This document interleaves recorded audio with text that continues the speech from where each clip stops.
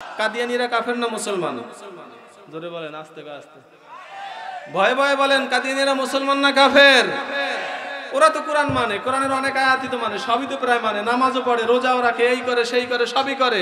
শুধু একটা আয়াতে গিয়ে ওরা থেমে আছে, যেখানে মা কানা মুহাম্মাদুন আবা আহাদিন মির রিজালিকুম ওয়ালাকিন রাসূলুল্লাহি খাতামান নাবিয়্যিন। জোরে বলেন আল্লাহু আকবার।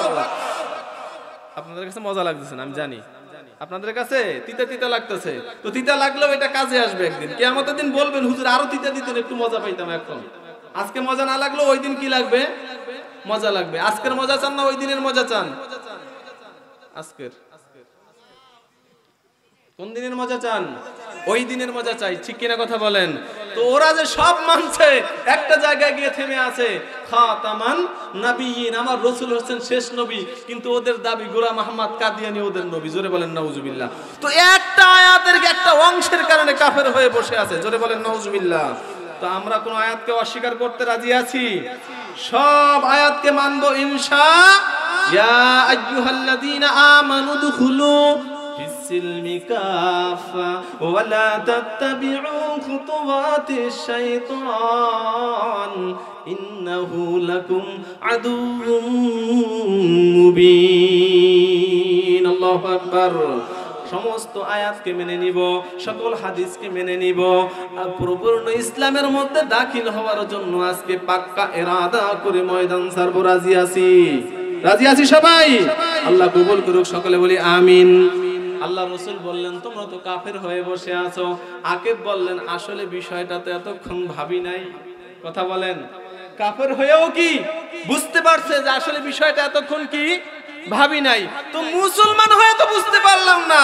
আল্লাহ পর্দার আয়াত নাজিল করেছে, আমি তো ভাবি নাই কখনো। আল্লাহ নামাজের আয়াত নাজিল করেছে, আমি তো ভাবিনি কখনো। আল্লাহ রোজা ফরজ করেছে, আমি তো ভাবিনি কখনো। আল্লাহ হজ ফরজ করেছে, আমি তো ভাবিনি কখনো। আল্লাহ যাকাত ফরজ করেছে, আমি তো ভাবিনি কখনো। তো নাই যদি ভেবে থাকেন, কিয়ামত আল্লাহর সামনে দাঁড়াবেন কিটা নিয়ে? কথা বলেন, কি নিয়ে দাঁড়াবেন আল্লাহর সামনে? কি এমন আছে আপনার কাছে?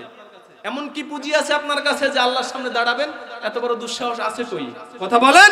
আম্মা জান আয়েশা সিদ্দিকা রাদিয়াল্লাহু তাআলা আনহা কেঁদে কেঁদে রাসূলকে বলছেন, ইয়া রাসূলুল্লাহ, ইয়া হাবিবাল্লাহ, কিয়ামতের কঠিন মুসিবতের দিবসে না জানি আমাদের কি অবস্থা হয়, আপনি আমাদেরকেও কি ভুলে যাবেন? আল্লাহ রাসূল বললেন, এমন একটা সময় আছে কেউ কারো দিকে তাকানোর সুযোগ পাবে না, কেউ কারো দিকে না।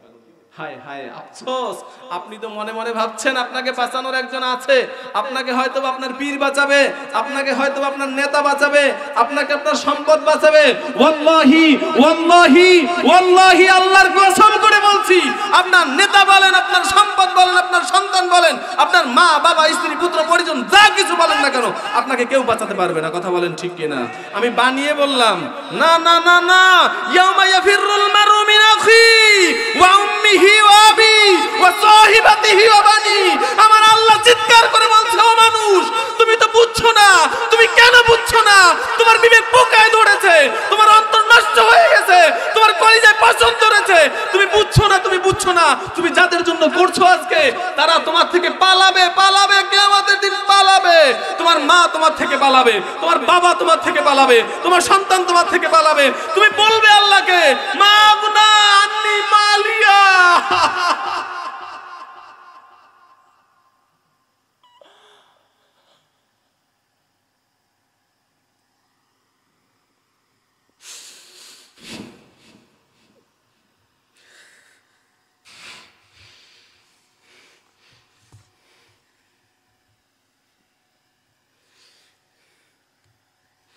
তুমি বলবে আল্লাহ, বলবে আল্লাহ,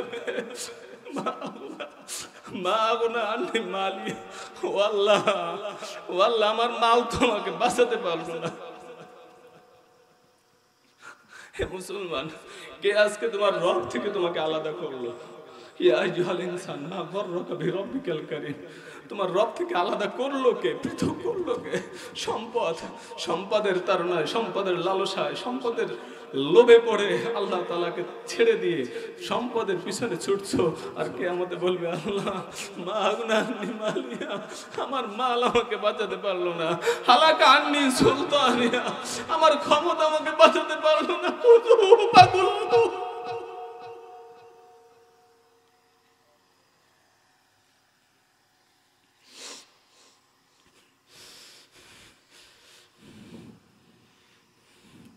মানুষ আল্লাহকে বলবে, আল্লাহ আমার মাল আমাকে বাঁচাতে পারলো না, আমার ছেলে সন্তান তো আমার থেকে পালিয়ে গেল, আমার মাও তো আমাকে ছেড়ে চলে গেল, আমার স্ত্রী পুত্র কেউ তো আমার কাছে নাই, কই না না না, আমাকে বাঁচানোর তো আজকে কেউ নাই, কেউ নাই, কেউ নাই। ওয়াত্তাকু ইয়াওমাল লা তাজজি নাফসুন আন নাফসিন শাইআ ওয়ালা ইউকবালু মিনহা শাফাআতু ওয়ালা ইউখাযু মিনহা আদলু ওয়ালা হুম ইউনসারুন। ও মানুষ শুনে নাও, ও মানুষ বুঝে নাও, ভয় করো ওই দিবসকে, ভয় করো ওই দিনটাকে, ভয় করো যেই দিন তোমাকে কেউ বাঁচাতে পারবে না, কেউ না, বাঁচানেওয়ালা কেউ থাকবে না, কেউ তোমাকে বাঁচাতে পারবে না, কেউ না। তুমি তো আল্লাহকে বলবে, আল্লাহ আমাকে ফিরিয়ে দাও, আমাকে পাঠিয়ে দাও।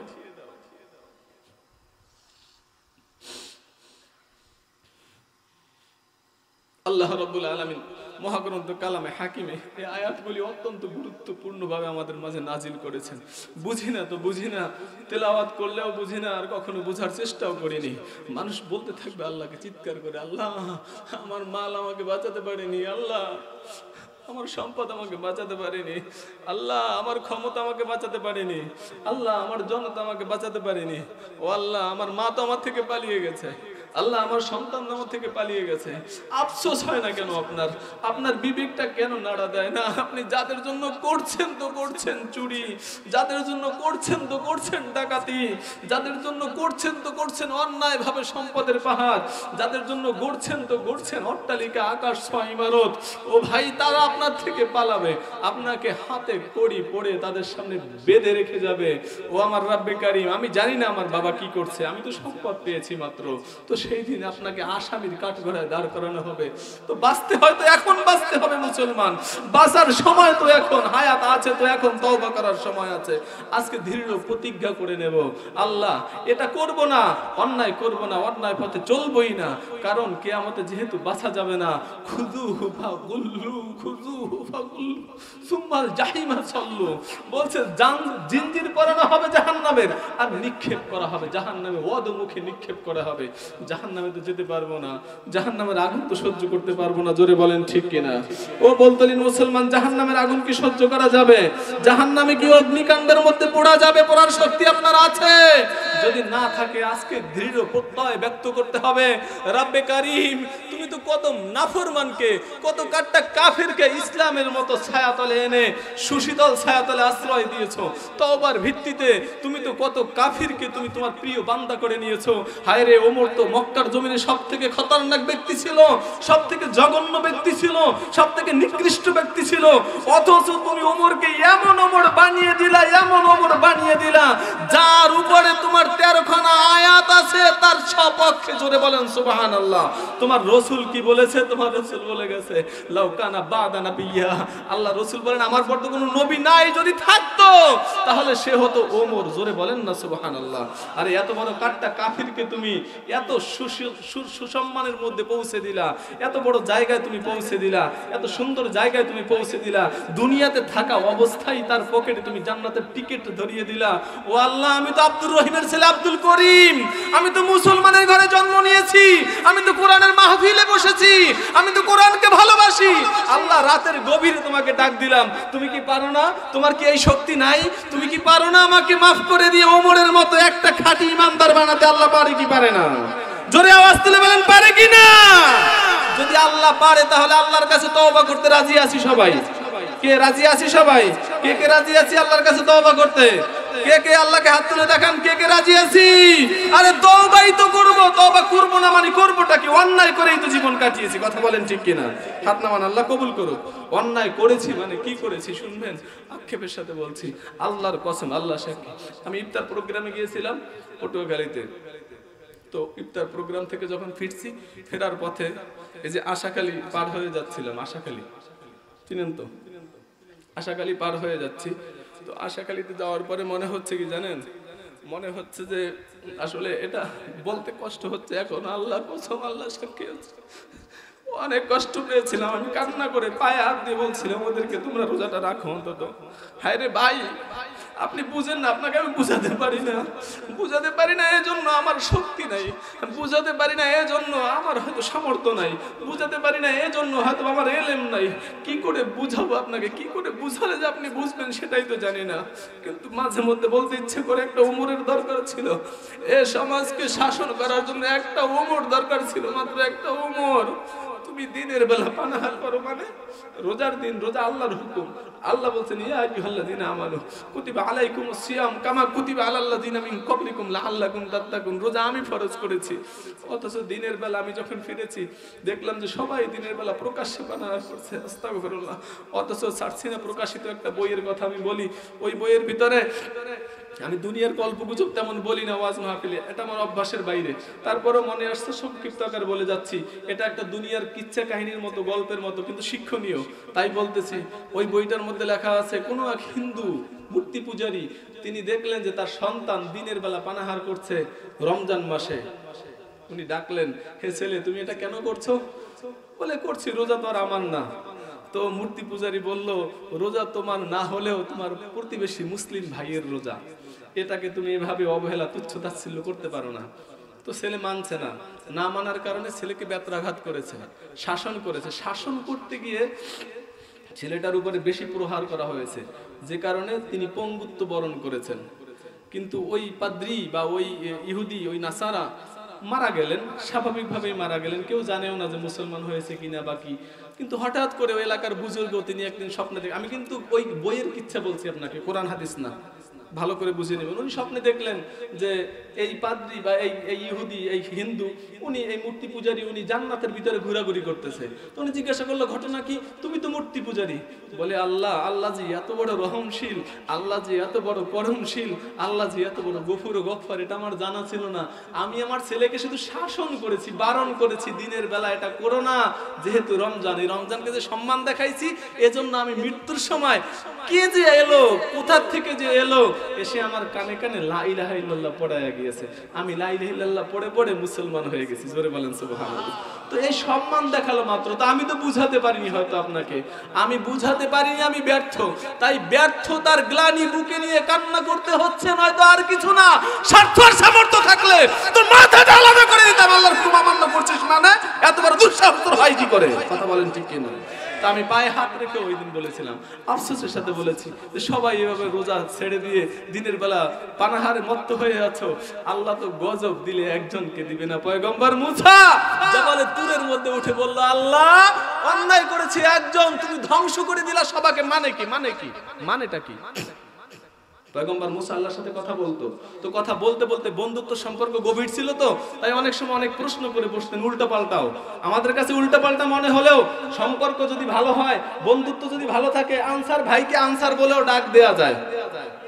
দেন আপনাদের সমাজে বয়স্ক, অনেক বয়স বেশি, ও পারে এই যে মজিদ ভুইয়ার ছেলে বাহাদুর মেম্বারের চাচাতো ভাই দেলোয়ার, আমি ওরে অনেক সময়, অনেক বয়সে বড়, আমার বড় মানে অনেক বড়, আমি অনেক সময় তারে তুই তেহারি করেই ডাকি, ভেলু বলে ডাক দেই, এদিকে আস তুই তেহারি বলি, কিন্তু সে মজা পায়, সে মজা পায়, মানে বন্ধুত্ব সম্পর্ক ভালো। তো আল্লাহর সাথে পয়গম্বর মুসার সম্পর্ক ভালো, তো অনেক উল্টা পাল্টা প্রশ্ন করে বসতেন। বলছে, আল্লাহ অন্যায় করেছে একজন বা দুইজন, সমাজে সবাইকে ধ্বংস করছো মানে কি? আল্লাহ বললেন, মুসা এর জবাব তুমি আগামীকালকে নিও। আল্লাহ জবাব দিতে পারেন না, সাথে সাথে পারেন না, এই ক্ষমতা আল্লাহর আছে। তো আল্লাহ জবাব দিলেন না। পয়গম্বর মুসা পরের দিন যখন জাবালে তুরে উঠলেন, লাল পিঁপড়া মুসার পায়ের মধ্যে কামড় দিয়েছে। কামড় দিলে মুসা প্রথম পিঁপড়াটাকে হাত দিয়ে এভাবে সরিয়ে দিলেন। এরপরে দ্বিতীয়বার আবার দুইটা পিঁপড়া একত্রে উঠে দুই পায়ের মধ্যে কামড় দিলেন, উনি দুই পা থেকে পিঁপড়া সরিয়ে দিলেন। তৃতীয়বার যখন কামড় দিলেন, রাগে গুসায় মেজাজ খারাপ করে পিঁপড়ার বাসা ভেঙে দিলেন, মানে হাজার হাজার পিঁপড়াকে পায়ের মধ্যে পিষে দিলেন। আল্লাহ বললেন, মুসা থামো, থামো না কেন, থামছো না কেন? আরে তোমাকে শুধু পিঁপড়া কামড় দিয়েছে, একটা বেলা তো একটা আহার পিঁপড়াকে দাওনি, দিয়েছো? কথা বলেন না কেন? পিঁপড়াকে মুসা খাবার দিয়েছে? না না না না, খাবার তো ওই রব পালনেওয়ালা রাজ্জাক যিনি রিজিক দাতা তিনি দিয়ে থাকেন। আল্লাহ বলেন একদিন তো খাওয়া হয়নি, একদিন তো নিঃশ্বাসের ব্যবস্থা করোনি, একদিন তো বাসস্থানের ব্যবস্থা করোনি, শুধু সামান্য একটা কামড়েই তুমি এতটা অধৈর্য হয়ে গেলা আর সাথে সাথে সব পিঁপড়েগুলি মিলে ফেললা। তাহলে বুঝে নাও যেই রব তোমাকে পালছে, যেই রব তোমার বাবার রেহেম থেকে, বাবার মস্তিষ্ক থেকে শুরু করে মায়ের রেহেমে, মায়ের রেহেম থেকে ভুবনে, ভুবন থেকে কবরে, কবর থেকে হাসরে, হাসর থেকে মিজানে, মিজান থেকে জান্নাত অথবা জাহান্নাম পর্যন্ত নেওয়ার ক্ষমতা রাখে, সে আল্লাহর সাথে আল্লাহর দ্রোহিতা করো কি করে, করো কি করে? আল্লাহ তো তাই বললেন, ইয়া আইয়ুহাল ইনসান মা গররাকা বিরব্বিকাল কারীম। আমি যে সূরা ইনফিতরের আয়াতে কারিমা তেলাওয়াত করেছি এর শানেই যে আপনাদের সাথে কথা বলতেছি। আল্লাহ বললেন তোমাকে পৃথক করলো তো করলোটাকে, করছে কে? করছে তো দুনিয়ার লোভ লালসা। কথা বলেন ঠিক কিনা? এই যে মানুষগুলি রোজা রাখলেন না, তখন জিজ্ঞাসা করলাম ঘটনা কি ভাই?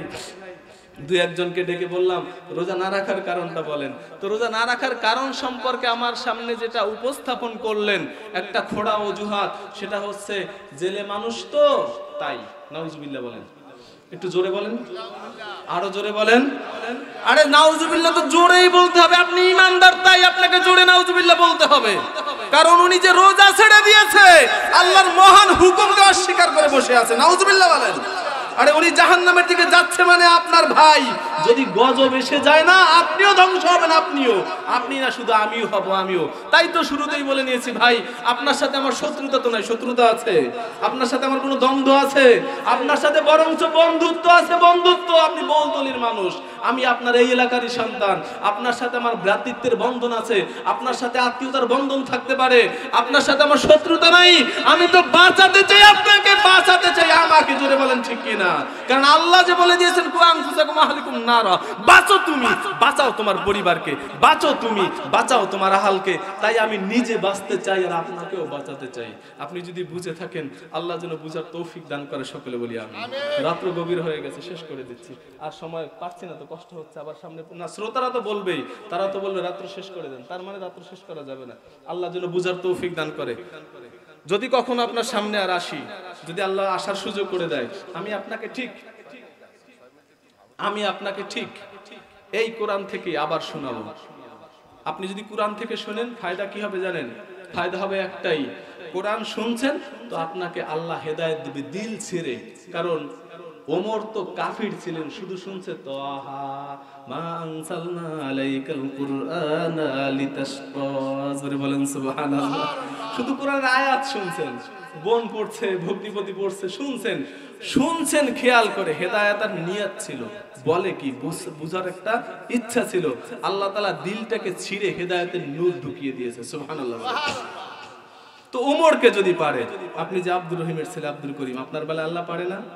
পারে। এজন্যই আমি আপনাদেরকে বলি, ওয়াইজিনদেরকে বলি, এই যে মহিবুল্লাহ আশরাফি সাহেব বন্ধু মানুষ, আমার ছোট ভাই, মাঠে ময়দানে কথা বলে, বলছি এটাই এজন্য বলছি ভাই, বাঁচতে হবে, তোমাকেও বাঁচতে হবে, আমাকেও। ময়দানের মধ্যে কথা হবে তো কথা হবে কোরআন থেকে, কথা হবে তো কথা হবে হাদিস থেকে, এর বাইরে যেন না হয়। কারণ এর বাইরে গেলে মিথ্যে হওয়ার সম্ভাবনা আছে, এর বাইরে গেলে আল্লাহ কিয়ামতে আগুনের কেচি দ্বারা জিহ্বা কাটার সম্ভাবনা আছে। আমাদের এই চেয়ারটা শুরুতে বললাম না, এই চেয়ারটা তো নষ্ট হয়ে যাচ্ছে এখন। কারণ এলেম ও কালাম যাই আছে, এ দিয়ে কথা বললে তো ভালোই হয়, বাকি এ দিয়ে কথা না বলে দুনিয়ার যত গল্প গুজব কিচ্ছা কাহিনী ধারা কথা বলার কারণে মানুষের বিবেক নষ্ট হয়ে যাচ্ছে, আর হেদায়েত মানুষের কলিজায় ঢুকছে না। এটার থেকে কথা হবে তো ইমানদারের ঈমান কি হবে? তাজা হবে। মাশাআল্লাহ, আপনারা শুনছেন, ইমানদারের ঈমান কি হবে? তাজা হবে।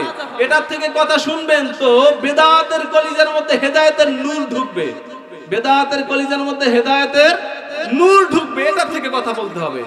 এই গ্রন্থ থেকে কথা বলবেন তো রোগাক্রান্ত ব্যক্তি, ঈমান আছে বটে কিন্তু রোগাক্রান্ত হয়ে গেছে, অসুস্থ হয়ে গেছে, আল্লাহ বলেন শিফা লিমা ফিস সুদূর, তার দিলটা আমি আল্লাহ তাআলা রোগ মুক্ত করে দিব। জোরে বলেন সুবহানাল্লাহ। কিন্তু শর্ত একটা, কথা হবে কোথা থেকে? জোরে বলেন কোথা থেকে? আল্লাহর পক্ষ থেকে। আল্লাহ বলছেন ইয়া আইয়ুহান নাস ক্বাদ জাআতকুম মাউইযাতুম মির রাব্বিকুম। আরে রবের কথা থেকে ভালো কথা আর কার হতে পারে? কথা বলেন। যেই রব আপনাকে বানালো তার কথা থেকে ভালো কোনো কথা আছে নাকি? তার কথা আছে বা মজাদার কোনো কথা আছে নাকি? তো আমার রবের কথাই তো হবে। আল্লাহ বলেন আমি তোমাদের জন্য নাজিল করেছি কত জাআতকুম মাউইযা, ওয়াজ নাজিল করেছে। আল্লাহ বলছেন ওয়াজ নাজিল করেছে। আরে সূরা আয়াতে কারিমা আসেনি কোরআনে? হাফেজ সাহেব, এই আয়াতে কারিমা আসেনি কোরআনে? ইয়া আইয়ুহান নাস কদ জাআতকুম মাউইযাতুম মির রাব্বিকুম ওয়া শিফাউল লিমা ফিস সুদুর। হাফেজ সাহেবরা কই আসেনি কোরআনে? তো কোরআনের এই আয়াত আল্লাহ কেন বললেন? ওয়াজ বলছে সরাসরি, মাউইযা বলেনি, কথাও বলেনি, সরাসরি ওয়াজ বলছেন। তো আল্লাহ ওয়াজ দিলেন কোরআন, আর আপনি ওয়াজ শোনাবেন ওই বৃন্দাবনের কিচ্ছা কাহিনী। মানে কি? মানে ধোঁকাবাজি, এগুলি চলবে না। কথা বলেন। তো আল্লাহ বলছেন মাউইযা, তোমার রবের পক্ষ থেকে ওয়াজ নাজিল হয়েছে। এখন আপনি প্রশ্ন করতে পারেন, রবের পক্ষ থেকে যে ওয়াজ নাজিল হয়েছে, এই ওয়াজ শুনলে কি হবে? অনেক মানুষের ওয়াজ শুনলেই তো চোখে পানি আসে। আল্লাহর ওয়াজ শুনলে কি হবে? আল্লাহ বলেন আমার ওয়াজ শুনলে ওয়াইজা তুলিয়াত আলাইহিম আয়াতুহু যাদাতুহুম ঈমানা, ঈমান তাজা হবে, 1 নম্বর। 2 নম্বর শর্ত হলো হুদাল লিল মুত্তাকিন, মুত্তাকিনদের জন্য এটা হেদায়েত, এটা পথ প্রদর্শক। সুবহানাল্লাহ বলেন। আবার এটা কি? যখন কোন কাফির মুশরিক ইহুদি নাসারা হেদায়েতের নিয়াত নিয়ে শুনবেন, আল্লাহ দিল ছিঁড়ে হেদায়েত ভিতরের মধ্যে ঢুকায়া দিবেন। সুবহানাল্লাহ বলেন। আল্লাহ রাব্বুল আলামিন বলেন ওয়া শিফাউল লিমা ফিস সুদুর, রোগাক্রান্ত অন্তরগুলি রোগ মুক্ত হয়ে জান্নাতের উপগামী বা জান্নাতের জন্য উপযোগী করে দিবেন। জোরে বলেন সুবহানাল্লাহ। আল্লাহ যেন আমাদের বলতরির ভাইদেরকে কবুল করে, সকলে বলি আমিন। অনেকের তো মা বোন নাই, দুনিয়ার জমিন থেকে বিদায় হয়ে গেছে। অনেকের দাদা দাদি নাই, দুনিয়ার জমিন থেকে বিদায় হয়ে গেছে। অনেকের মা বাবা নাই, অনেকের ছেলেও, এই যেমন আব্দুল হামিদ চাচার ছেলে দুনিয়ার জমিন ছেড়ে চলে গেছে। মেহেদি ও বাবা হারিয়েছে। এলাকার মানুষ শোকাগ্রস্ত হয়েছিল, এলাকার মানুষ শোকাহত হয়েছিল। বাকি আপনার বেলায়ও এটা হবেই হবে।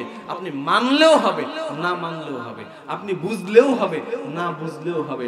তবে বিষয়টা হচ্ছে এই, আমি শুধু আপনাকে এটা বোঝাতে চাই, মরণ যে আপনার হবে এতে কোনো সন্দেহ, এটা এমনিতে বলছেন আপনি, এমনিতে আমি বললাম, আপনি বলছেন, এটা এমনিতে বলছেন, মন থেকে বলতে পারছেন না, আপনি বুঝে বলতে পারছেন না। আচ্ছা বুঝে বলেন মরণ কি আপনার হবে? এটা বুঝেন কে? বুঝে বলেন তো, হাত তুলেন যে বুঝেন না। এখন তো সবাই বুঝেন, কিন্তু আমি বুঝাচ্ছি আপনাকে। আপনি হাত তুললেন সবাই। আসলে যদি মরণ হবে, মরণের হাকিকত যদি বুঝে থাকেন, তো মরণের হাকিকত বুঝছেন মানে কবর জগতে পা বাড়াবেন আপনি কালকেও মরতে পারেন, আজকেও, নাকি পারেন না? তো আপনি যে সুদে টাকা লাগালেন, কথা বলেন না কেন? তার মানে হচ্ছে এখানে কোনো চা আছে? পানি দেন তো আমার, একটু পানি দাও।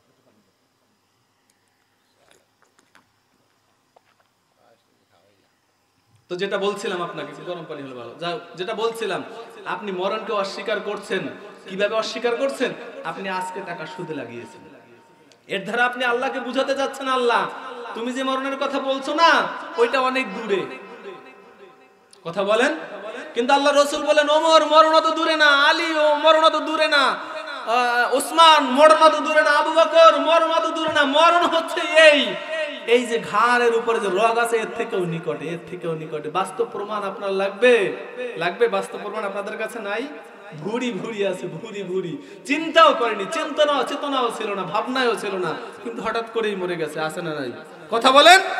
হাজারো মানুষ আছে, হাজারো মানুষ। তো সেটা আপনার বেলায় হতে পারে কি পারে না? কথা বলেন। তো আপনি যে এই সুদে টাকা লাগালেন, আরো যদি বলি হয়তো বা কষ্ট পাবেন, খারাপ লাগতে পারে।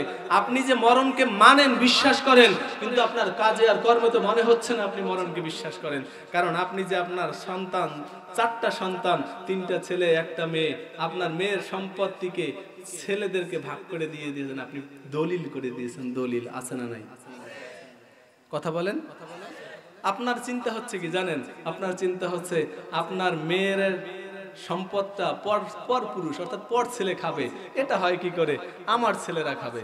আরে আপনার সম্পদ যে আপনার ছেলেরা খাবে, আপনার সন্তান হতে পারে আপনার জাহান্নামের কারণ। কথা বলেন। আর এমনও হতে পারে আপনার মেয়ের সম্পদটা পর ছেলে খাবে বটে, হয়তো ভাই পর ছেলেটাই আপনার জান্নাতের কারণ হতে পারে। কথা বলেন ঠিক কিনা? তো হাজী সাহেব, আপনি যে হজে যাওয়ার আগে আপনার সম্পদকে এই একটা নিঠুর ভাগ করলেন, নিষ্ঠুর ভাগ, যে ভাগটা সম্পূর্ণ শরীয়ত বিরোধী, এই যে করে গেলেন, ছেলেদের নামে দলিল দিয়ে গেলেন। আপনার হজ আল্লাহ কবুল করার জন্য বসে আছে। কথা বলেন, বসে আছে। আল্লাহ বলছেন দূর হ, এখান থেকে দূর হ। তোর কোনো ওয়াজ, তোর কোনো হজ, তোর কোনো নামাজ, কোনো যাকাত, কোনো ইবাদত আমি আল্লাহর কাছে গ্রহণযোগ্যতা পাবে না, পাবে না, পাবে না, যেহেতু তুমি ভাগী ঠকিয়েছো। এরকম মানুষ আছে না? তো যে আছে আছে বলেন, তাহলে মরণকে বিশ্বাস করেন আপনি?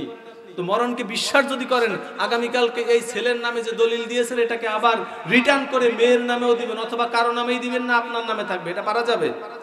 এটা যদি পারা যায় তাহলে আপনি মরণকে বিশ্বাস করছেন। আর এটাকে যদি না পারা যায় তাহলে আপনি মরণকে কি করেননি? বিশ্বাস করেননি। আপনি যে বললেন মরণ আমার হবেই, এটা যদি বিশ্বাস করে থাকেন, অন্তর থেকে বলেন, তাহলে বেপরদায় চলতে পারেন না? পারেন? দিনের বেলা রোজার দিনে পানাহার করতে পারেন?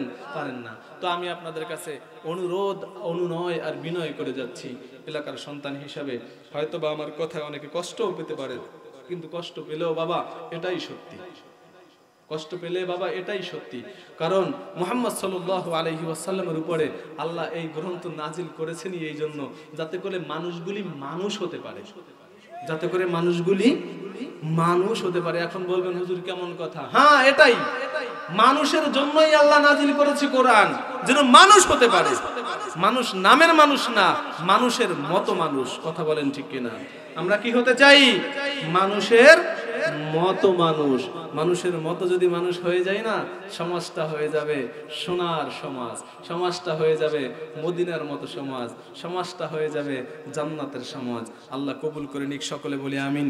এই যে এত সুন্দর আয়োজন করলো হাফেজ জাকির হোসেন বন্ধুবার মাওলানা হাফেজ মোহাম্মদ জাকির হোসেন, এই যে মাদ্রাসায় অনেক পরিশ্রম করে, অনেক কষ্ট করে আপনার সন্তানকে মানুষ করেছে। আপনার সন্তান, আপনি পারতেন না মানুষ করতে? আপনি তো ওই যে ব্যবসা বাণিজ্য নিয়ে ব্যস্ত, আপনি পারতেন না। এই সন্তানকে মানুষ করে দিয়েছে আল্লাহ তাআলা, এর প্রতিদান দিবে তাকে। আপনি কত দিয়েছেন? হয়তো বা মাস শেষে 2000 টাকা হাদিয়া। আরে 2000 টাকা মানে তামাম পৃথিবী। ওয়ালা তাশতারু বিআয়াতি সামানান কলিলা। আল্লাহ বলেন তামাম পৃথিবীকেও যদি বিক্রি করে দেয়া হয়, আমার আয়াতের একটা আয়াতের দাম দেয়া যাবে না। তো উনি যে 6666 খানা আয়াত আপনার ছেলেকে মুখস্থ করিয়ে দিয়েছেন, এর বিনিময়ে আপনি হয়তো বা যে টাকাটা দিয়েছেন এটা একেবারে নগণ্য, নগণ্যের থেকেও নগণ্য। এটা হচ্ছে তাকে কোন কিছু দেনই নেই আপনি, ঠিক কিনা? কথা বলেন। তিনি পাবে কার কাছে? জোরে বলেন, জোরে বলেন। আল্লাহর কাছে পাবে, এই আশায় তিনি পড়াচ্ছেন শুধুমাত্র। এবং আলহামদুলিল্লাহ এবার যতটুকু শুনেছি 7 জন আপনাদের এলাকার সন্তান, আশেপাশের সন্তান হতে পারে, 7 জন ছেলে মহাগ্রন্থ কালামে হাকিমের তেলাওয়াত শেষ করে মুখস্থ করে ওরা আল্লাহ তাআলার কোরআনকে নিজের সিনায় ধারণ করেছে। আলহামদুলিল্লাহ বলেন। মাশাআল্লাহ, মাশাআল্লাহ, শুকরিয়া। 6 জন হচ্ছে ছেলে, নিজেদের এলাকার আছে, হয়তো বাইরেরও থাকতে পারে, অন্য এলাকারও আছে। আর একজন হচ্ছে হযরত তার নিজের মেয়ে। আলহামদুলিল্লাহ। আসলে এটা বিষয় হচ্ছে কি জানেন, গাছ ভালো তো ফসল ভালো। কথা বলেন। এই যে এখন তামাম এলাকায় বিন্দু মরিচ, গাছ ভালো নাই, ফসল ভালো আছে? কথা কয় না, এটাও বুঝেন না মনে হয়। এই যে গাছ ভালো নাই, গাছ ভালো আছে? গাছ ভালো নাই, ফসলও কি নাই? ভালো নাই। তো গাছ ভালো মানে ফসলও কি ভালো? এটা প্রবাদ বাক্য আছে, গাই ভালো তো বাছুর ভালো, দুধ ভালো তো ঘি। কথা বলেন ঠিক কিনা? দুধ ভালো হলে ঘি ভালো হয়। তো এই হাফেজ সাহেব আলহামদুলিল্লাহ তার নসল ভালো, আল্লাহ যেন তার সুনসল জারি করে দেয়, সকলে বলি আমিন। বিশেষ করে এই এলাকার যুব সমাজ যারা আছে, সবচেয়ে বড় ভালোবাসা নিয়ে বলতে হচ্ছে এই যে আনসার ভাই, নেসার ভাই, আব্দুল সালাম ভাই, ইউসুফ না আরেকজনের নাম নাকি? ইউসুফ ভাই কই আছে? ও ইউসুফ ভাই, আবু সালে ভাই আছে? আবু সালে ভাই আলহামদুলিল্লাহ, যাদের নাম জানি না আমি, তো সবার কথাই বলতে হচ্ছে। এই সবাই যে পরিশ্রম করে, অনেক কষ্ট শ্রম দিয়ে এই সুন্দর জান্নাত সাজিয়েছেন, আল্লাহ তাআলা এর প্রতিদান কিয়ামতের দিবসে দান করুক, সকলে বলি আমিন। আজকে বলল এই যে আনসার ভাই যে হুজুর করি তো শুধু আল্লাহর জন্য, অন্য কোনো উদ্দেশ্য তো নাই, এর থেকে তো একটা পয়সা নিজেরা চা পর্যন্ত খাওয়ার চেষ্টা করি না। আল্লাহু আকবার। এটা আসলে অনেক অনেক অনেক ভালো লাগার কথা। আল্লাহ যেন তাদের এই মেহনতকে পরজগতে নাজাতের উসিলা করে দেয়। আল্লাহ কবুল করুক, সকলে বলি আমিন। বিশেষ করে যাদের মা বাবা নাই দুনিয়াতে, দাদা দাদি, নানা নানি, কবরবাসী নাই এমন কোন মানুষ এই মজলিসের মধ্যে নাই? আছি? কবরবাসী নাই কার? সবার আছে। মাতৃকুল অথবা পিতৃকুল, বাবার দিক অথবা মায়ের দিক, কবরবাসী সবারই আছে। এজন্য আমরা সকলে কি করব? কবরবাসীদের কবর জিয়ারতের নিয়াতে তো আমরা সকলে প্রথমে একটু দুরূদ শরীফ পড়ে নেই। আল্লাহুম্মা সাল্লি আলা সাইয়্যিদিনা ওয়া নাবিয়্যিনা ওয়া শাফিঈনা ওয়া হাবিবিনা মাওলানা মুহাম্মদ সাল্লাল্লাহু আলাইহি ওয়া আলা আলিহি ওয়া আসহাবিহি ওয়া বারাকা ওয়া সাল্লাম। আল্লাহুম্মা সাল্লি আলা সাইয়্যিদিনা ওয়া নাবিয়্যিনা ওয়া শাফিঈনা সাল্লাল্লাহু আলাইহি ওয়া আলা আলিহি ওয়া আসহাবিহি ওয়া বারাকা ওয়া সাল্লাম। আল্লাহুম্মা সাল্লি আলা সাইয়্যিদিনা ওয়া নাবিয়্যিনা ওয়া শাফিঈনা ওয়া হাবিবিনা ওয়া মাওলানা মুহাম্মদ সাল্লাল্লাহু আলাইহি ওয়া আলা আলিহি ওয়া আসহাবিহি ওয়া বারাকা ওয়া সাল্লাম। بلغ العلا بكماله كشف الدجى بجماله حسنت جميع خصاله صلوا عليه وآله। সকলে কবর জিয়ারতের নিয়তে সূরা ফাতিহা একবার, সূরা ইখলাস কুল হুয়াল্লাহ তিনবার। যারা সূরা তাকাসুর জানেন, আলহাকুমুত তাকাসুর, এই সূরাটা যারা পারেন তারা সূরা তাকাসুর একবার তেলাওয়াত করবেন, কম করে হলেও 5 বার দুরূদ শরীফ পাঠ করবেন। বিসমিল্লাহির রহমানির রহিম। এখানে দোয়া করা লাগবে, এরকম কে কে আছে? আছে মুরব্বি আছে, বিশেষ করে বিশেষ ব্যক্তিরা থাকে, তো বিশেষ ব্যক্তিরা আছে, অসুস্থ আছে, তো অসুস্থ বন্ধুকার আছে, তারপর হাজী সাহেব আছে, বাবা আছে, এভাবে মুরব্বি আছে অনেক অসুস্থ, সবার জন্য দোয়া করুন, সবার জন্য। বিসমিল্লাহির রহমানির রহিম।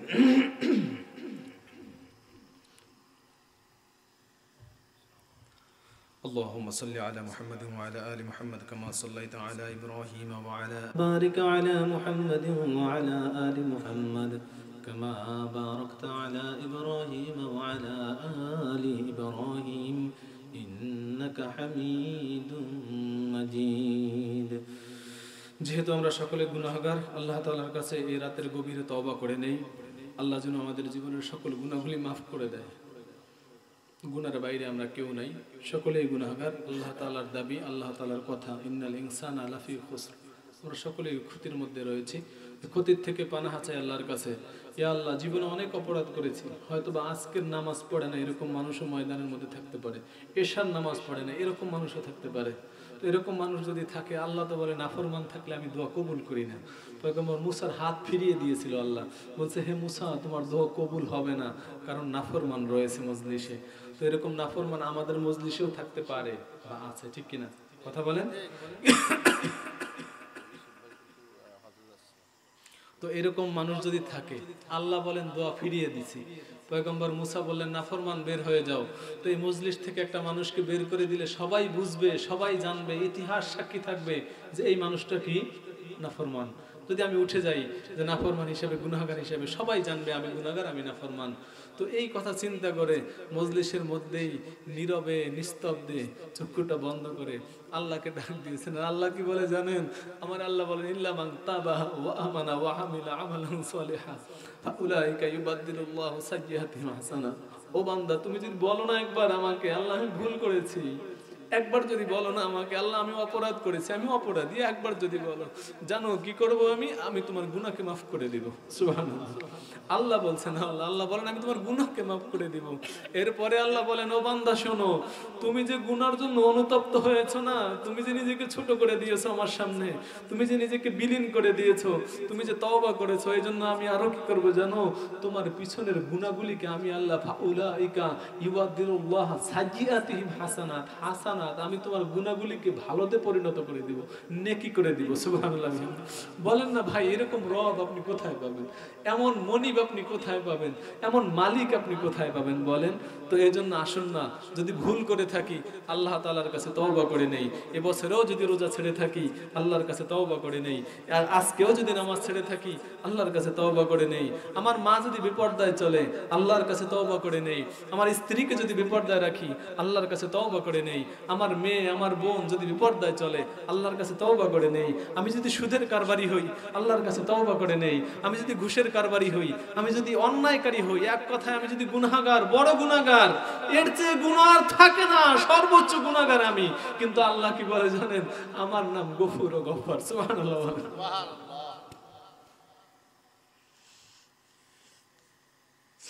আমার আল্লাহ বলে আমার নাম গফুর ও গফফার। হায় রে, কোন কবি বলছেন যে গফুর ও গফফার এর নামের মধ্যে কেমন যেন বেশি দয়া দয়া মনে হয়। তো এই নামের এত তেজ, এত তেজ, এত পাওয়ার, এই নাম যত গুনাহ মাফ করতে পারে, বান্দার কি আর এত গুনাহ করার সাধ্য আছে? সুবহানাল্লাহ বলেন। গফুর ও গফফার নামে যত গুনাহ মাফ হতে পারে, বান্দার কি আর এত গুনাহ করার সাধ্য আছে? কত গুনাহ করছেন আপনি? কি গুনাহ করছেন? আপনি সাগরের পানি পরিমাণ করেছেন, আপনি পাহাড় পরিমাণ করেছেন, আকাশ ছোঁয়া করেছেন। আল্লাহ বলেন ইল্লা মান তাবা ওয়া আমিনা ওয়া আমালা আমালান সালিহা ফাউলাইকা ইউবাদদিলুল্লাহু সাইয়্যাতিহিম হাসানাত। শুধু তওবা করো, বলো একবার, বলো আমি ভুল করেছি, আমি আল্লাহ সাথে সাথে মাফ করে দেব। কুল ইয়া ইবাদিয়াল্লাযিনা আসরাফু আলা আনফুসিহিম লা তাকনাতু মির রাহমাতিল্লাহ। তুমি ভুল করেছো, অন্যায় করেছো, যাই করেছো কেন আমি তো জানি, তবে তুমি এজন্য নিরাশ হও না, আমি আল্লাহর রহমতের উপরে ভরসা রাখো। আল্লাহুম্মা আমিন, আল্লাহুম্মা আমিন, আল্লাহুম্মা আমিন বিজুদিকা আমিন ওয়া বিকারমিকা আমিন ওয়া বিলুতুফিকা আমিন ইয়া খায়রাল মাসউলিন। রব্বানা ইয়া রব্বানা ইয়া রব্বানা মাফ করে দেন জীবনের সকল গুনাহ। রব্বানা ইয়া রব্বানা ইয়া রব্বানা গুনাহ দেখে তারাইয়া দিয়েন না। রব্বানা ইয়া রব্বানা ইয়া রব্বানা রাগ করিয়া জাহান্নামে দিয়েন না।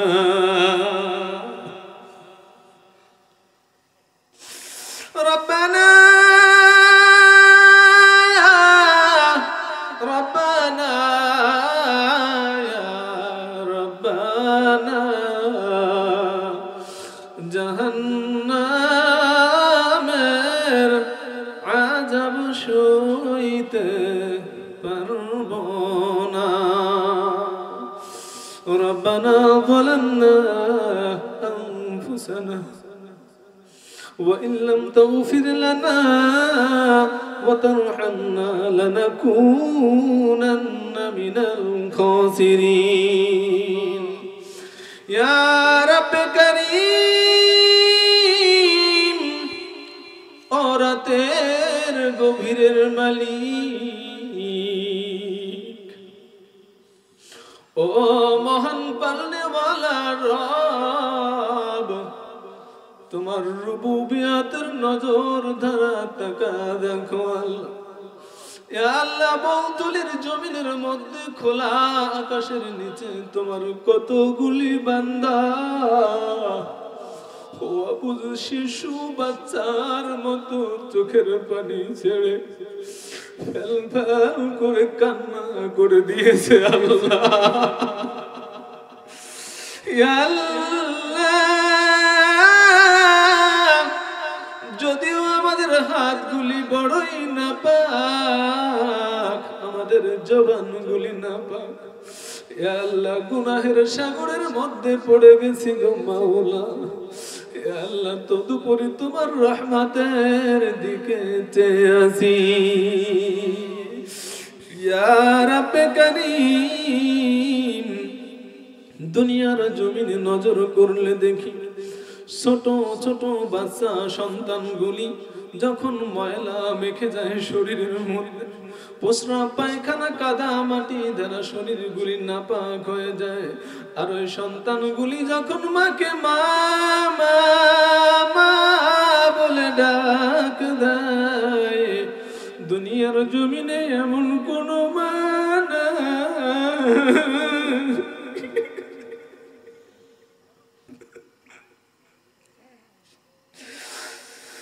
দুনিয়ার জমিনে এমন কোন মা নাই সন্তান ময়লা মাখা অবস্থা বলে পায়ে ঠেলে সন্তানকে দূরে সরাইয়া দেয়। বরং তো দেখা যায় মালিক মায়ের পরনে লক্ষ টাকা দামের শাড়িও যদি থাকে গো, সন্তানকে ধোয়াইয়া মোছাইয়া ময়লা মুক্ত করিয়া লক্ষ টাকা দামের শাড়ির আসলের মধ্যে জড়াইয়া নেয়, বুকের সাথে লাগাইয়া চুমু খায়।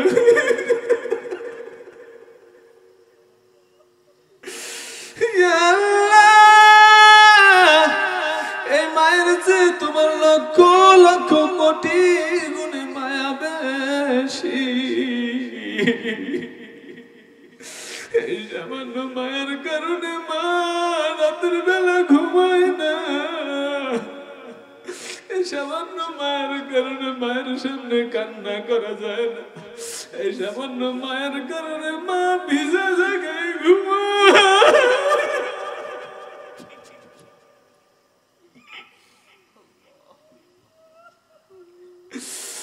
এই সামান্য মায়ের কারণে সন্তান যখন অসুস্থ হয়, মা শিওরের কিনারায় বসে বারবার বলে, ও আল্লাহ আমার জাদুরে তুমি রোগ মুক্ত করিয়া দাও, ও আল্লাহ আমারে অসুস্থ করে দাও, আমার জাদুরে সুস্থ করে দাও।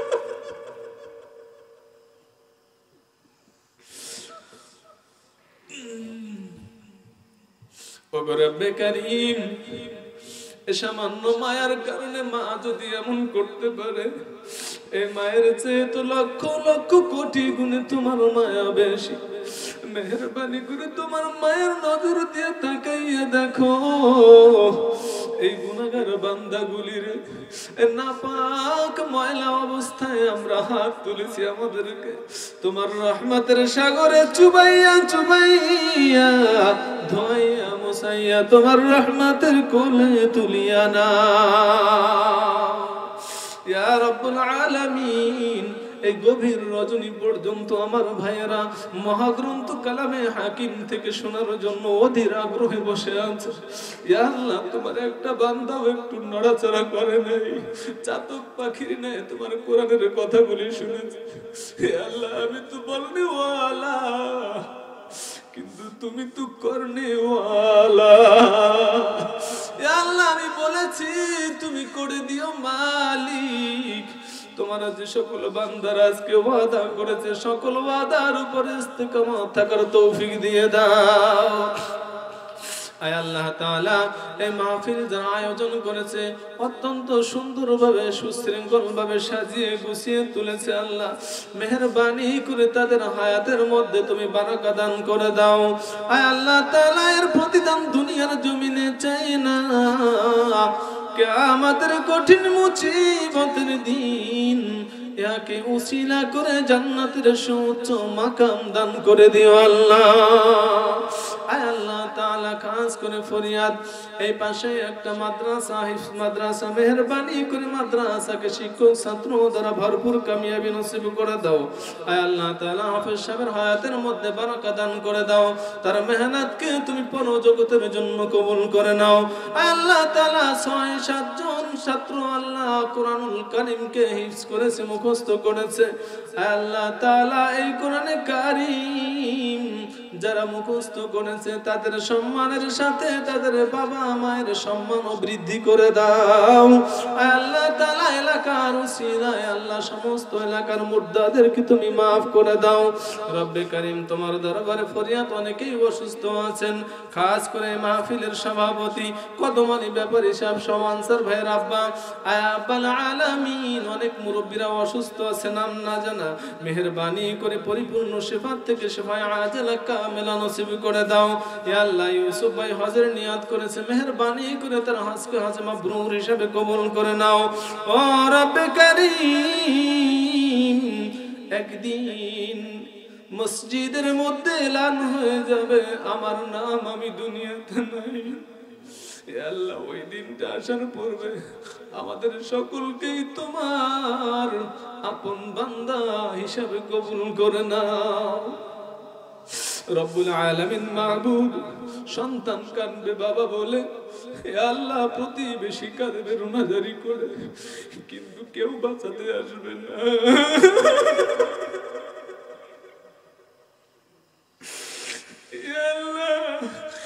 আল্লাহ আমাদেরকে বুঝার তৌফিক দান করে দাও ইয়া আল্লাহ আমাদেরকে পরিপূর্ণ দিন মানার তৌফিক দিয়ে দাও ইয়া আল্লাহ পরিপূর্ণরূপে দ্বীনের উপরে চলার তৌফিক দিয়ে দাও রব্বুল আলামিন তোমার দরবারে ফরিয়াদ আল্লাহ ইয়া আল্লাহ এই মাহফিলকে তুমি কিয়ামত বার কায়েম রেখে দাও ইয়া আল্লাহ যে ভাইয়েরা বসে আছে ধৈর্য ধরে আল্লাহ প্রত্যেকের মনের সকল নেক আশাকে তুমি কবুল করে নাও ইয়া আল্লাহ যার জনম দুঃখিনী মা নাই ইয়া আল্লাহ আমার মতো যার মা দুনিয়ার জমিন ছেড়ে চলে গেছে ইয়া আল্লাহ যার বাবা নাই এই মাহফিল থেকে তো মা বাবা একটাই চাই সন্তান রে একটু চোখের পানি ভিক্ষা দে আমার রবকে বলে দে আমাকে যেন ক্ষমা করে দে ইয়া আল্লাহ আমরা সন্তানরা তোমার দরবারে ফরিয়াদ করি রব্বির হামহুমা কামা রব্বায়ানি সগীরা রব্বির হামহুমা কামা রব্বায়ানি সগীরা ইয়া রাব্বাল আলামিন তোমার যে সমস্ত বান্দারা দোয়া চেয়েছে অনেকের নাম মনে পড়ছে অনেকের নাম মনে পড়ছে না আল্লাহ সকলের দিলের নেক মাকাসাতকে তুমি কবুল করে নাও